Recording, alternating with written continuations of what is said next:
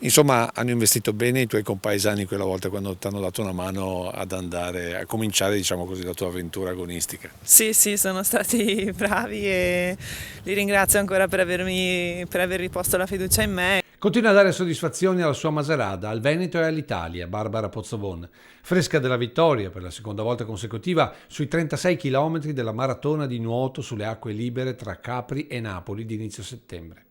Lei, che ha poco più di 20 anni, nel 2017 partecipò e vinse da esordiente la gara della Coppa del Mondo in Argentina grazie ad una colletta dei suoi compaesani che le permise di pagarsi il viaggio.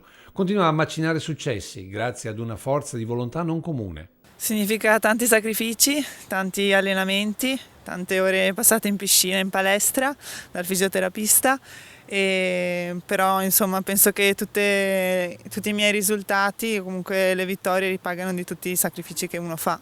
E con lei oggi, alla riapertura della stagione invernale delle piscine di Viale Europa a Treviso, c'era l'altra stella nascente del nuoto trevigiano, Viola Magoga, 18enne studentessa dello scientifico con la passione per il nuoto pinnato, dove ha già migliorato il record italiano dei 50 metri, oltre all'oro nella competizione internazionale di quest'estate in Grecia. Perché il nuoto pinnato si va più veloci, ci si sente meglio in acqua, è una sensazione diversa dal nuoto, mi piace molto di più.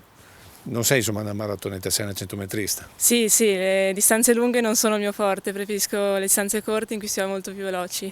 La centometrista e la maratoneta, la caimana e la libellula, o più semplicemente Barbara e Viola, due giovani nuotatrici trevigiane che, come tanti altri cittadini, hanno fatto una richiesta al sindaco. Da lunedì comincia la stagione, appunto speriamo che anche la piscina dentro sia pronta perché ne abbiamo tutti bisogno. E dal sindaco è giunta subito la conferma: entro la fine di settembre la struttura interna sarà nuovamente agibile, mentre entro fine anno saranno appaltati i lavori per il rinnovo della copertura esterna.